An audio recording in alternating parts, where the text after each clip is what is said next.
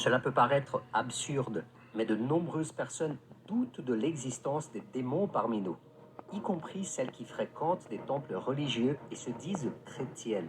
Pour beaucoup de gens, Satan et ses démons ne sont que des figures mystiques qui ont été créées par l'imagination populaire afin de susciter la peur et d'empêcher les gens de commettre certaines attitudes qui ne sont pas approuvées par Dieu. Mais ce n'est pas ce que dit la Bible. Selon les Écritures, le diable est beaucoup plus réel que nous l'imaginons. Et Pierre, l'un des plus proches disciples de Jésus, qui a vu de près ce que Satan peut faire avec la vie des gens, est capable de nous l'assurer.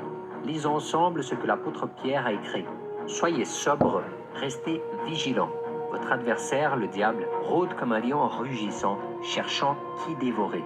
Oui, mes frères et mes sœurs, Satan et ses démons existent bel et bien et sont beaucoup plus proches que nous pouvons l'imaginer. Mais ce sujet n'est pas souvent abordé par les chrétiens.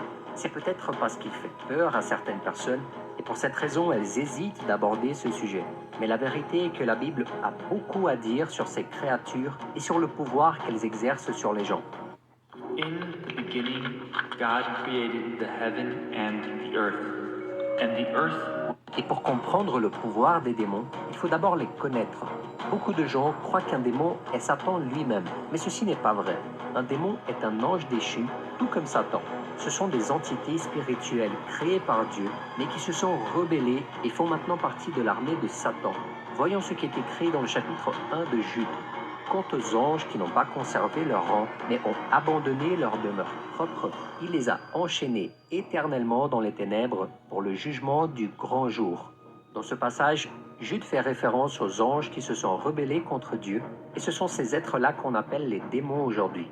Ils sont accusés d'avoir abandonné le but pour lequel ils ont été créés, et environ un tiers d'entre eux ont été expulsés du ciel, en même temps que Satan, qui a agi ainsi parce qu'il voulait avoir plus d'autorité que Dieu lui-même. Maintenant que nous savons qui sont les démons, découvrons leur pouvoir selon certains passages de la Bible. Mais avant de commencer, j'aimerais vous demander une faveur très simple. Cliquez maintenant sur le bouton like et abonnez-vous à la chaîne. Ça ne vous coûte absolument rien, mais ça fait une énorme différence dans le travail que nous faisons ici. Je profite aussi pour laisser un grand merci spécialement aux frères et sœurs qui nous soutiennent par le bouton rejoindre. Ces personnes ont décidé de devenir membres officiels de notre chaîne et de soutenir notre travail. Que Dieu vous bénisse abondamment. Alors pour commencer, il faut savoir que les démons peuvent entrer dans les animaux et dans les humains aussi.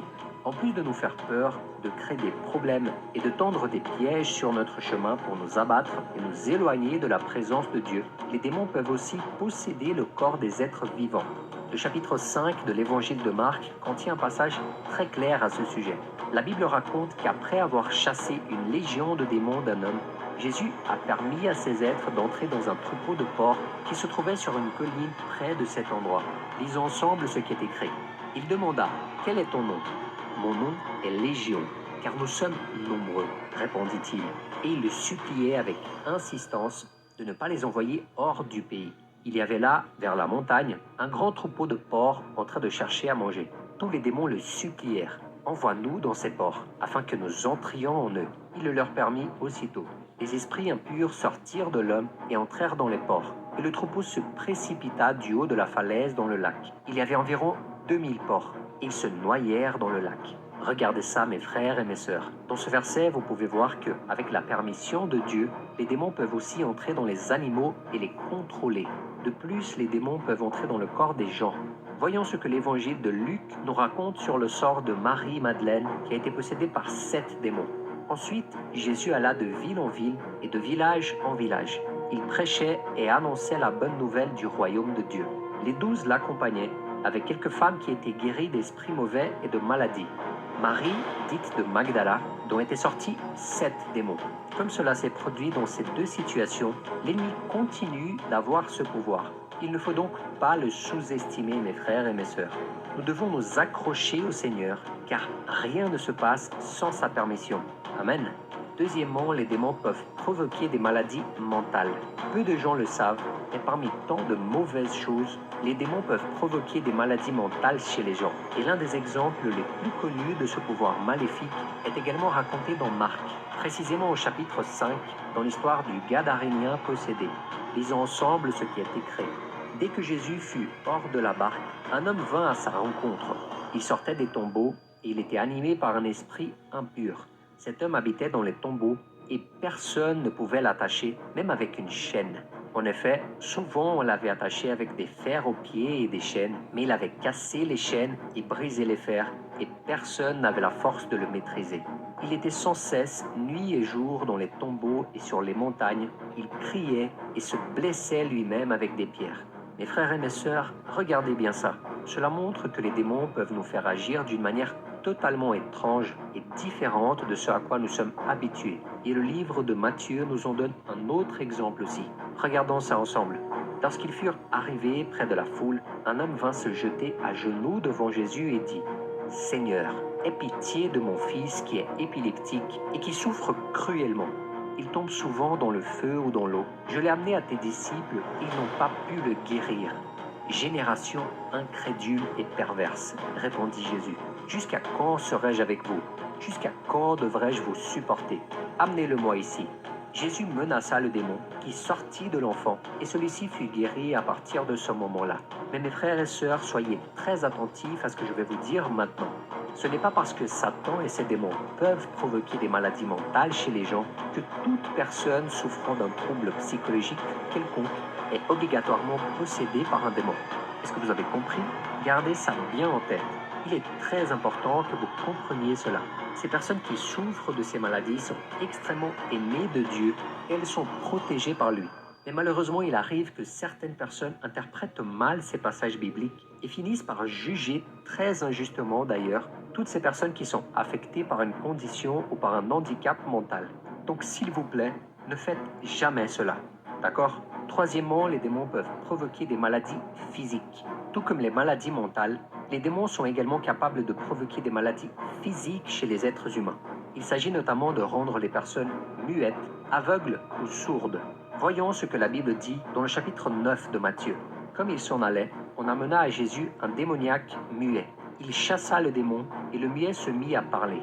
La foule disait émerveillée, « On n'a jamais rien vu de pareil en Israël. » Regardez maintenant ce qui est écrit dans le chapitre 12 de Matthieu.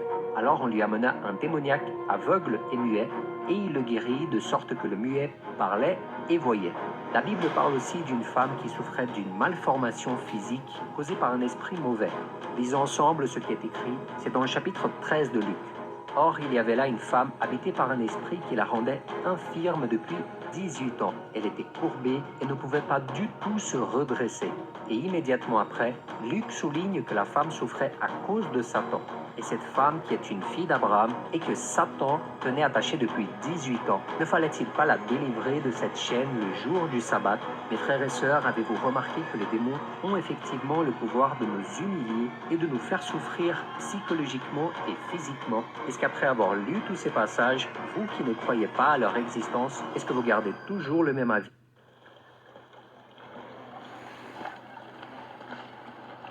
Shalom. Mais ici, tout comme nous avons commenté la question des maladies mentales, nous ne pouvons pas dire que toutes les maladies et que tous les handicaps physiques sont nécessairement l'œuvre de l'ennemi. D'accord? N'oubliez jamais ça.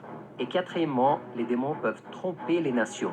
Il s'agit d'un pouvoir que ni tout le monde connaît, mais qui est beaucoup plus courant qu'on ne l'imagine. C'est pourquoi dans l'Apocalypse, au chapitre 16, l'apôtre Jean fait le récit suivant.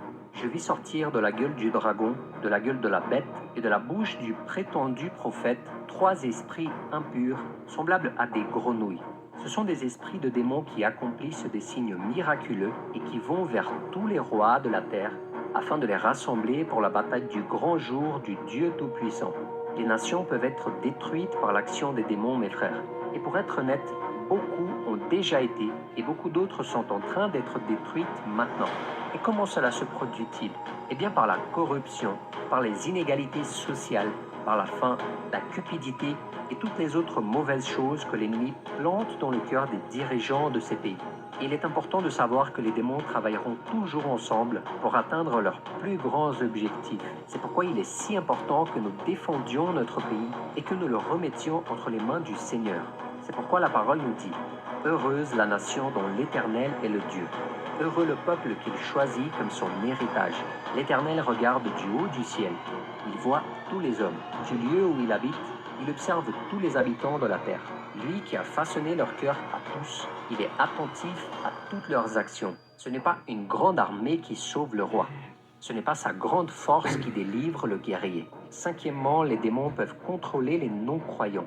De nombreuses personnes qui n'ont pas vraiment abandonné leur vie à Jésus ne se soucient pas de l'existence de démons. Elles font cela tout simplement parce qu'elles ne croient pas que le monde spirituel a de l'influence sur notre existence ici sur Terre. Cependant, la Bible nous donne l'exemple de non-croyants qui ont été affectés et même utilisés par des démons. Lisons ensemble ce qui est écrit dans le chapitre 19 des Actes des Apôtres. Quelques exorcistes juifs ambulants essayèrent de prononcer le nom du Seigneur Jésus sur ceux qui avaient des esprits mauvais. Ils disaient « Nous vous conjurons par le Jésus que Paul prêche ». Ceux qui faisaient cela étaient 7 fils de Séva, un juif chef des prêtres. L'esprit mauvais leur répondit « Je connais Jésus, et je connais qui est Paul. Mais vous, qui êtes-vous » Alors l'homme qui avait l'esprit mauvais en lui se jeta sur eux, les maîtrisa tous, et les maltraita d'une telle sorte qu'ils s'enfuirent de cette maison nus et blessés. Nous devons comprendre que tout être humain est bon dans son essence, puisqu'elle a été créée à l'image de Dieu. Mais plus une personne laisse le péché entrer dans son cœur, plus elle s'éloigne de Dieu et devient ainsi vulnérable aux actions de l'ennemi. Le diable utilise les personnes qui ne cherchent pas le Seigneur et qui gardent de mauvais sentiments dans leur cœur. Des sentiments comme la colère, la haine, la rébellion, l'envie, le mensonge, les addictions et d'autres péchés. Et nous avons du mal à croire que peut-être Satan et ses démons sont derrière tout cela. Mais pourquoi?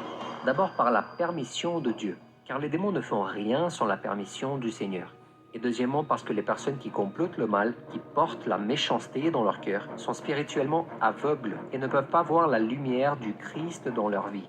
Nous devons donc prier pour ces personnes et demander que le sang de Jésus nous protège de tous ceux qui sont sous l'action de ces démons. D'accord? Je sais qu'il est effrayant de penser que le mal a parfois tant de pouvoir, mais mes frères et sœurs, en tant que chrétiens, nous ne devons pas nous inquiéter. C'est pourquoi il est si important que nous suivions les enseignements du Christ, que nous croyions en sa parole et que nous soyons fidèles en absolument tout. Et que nous soyons fidèles en tout, afin de pouvoir vaincre les forces spirituelles du mal qui tentent de s'opposer à notre vie. Amen. Nous devons toujours être à l'affût des ruses de Satan et ne jamais sous-estimer son pouvoir, tout en nous rappelant qu'il n'est pas tout-puissant. Car ce pouvoir appartient à Dieu et à Dieu seul. Et depuis que Jésus est venu dans le monde, le diable a tout fait pour le vaincre et l'empêcher de faire la volonté de Dieu. Mais son plan a été déjoué lorsque le Christ est mort pour nos péchés et a ressuscité au 3e jour. Ainsi, mes frères et mes sœurs, si nous accrochons fermement au Christ, nous serons bien plus que vainqueurs. N'oubliez jamais cela. Amen. Si vous avez aimé ce message, n'oubliez pas de le partager avec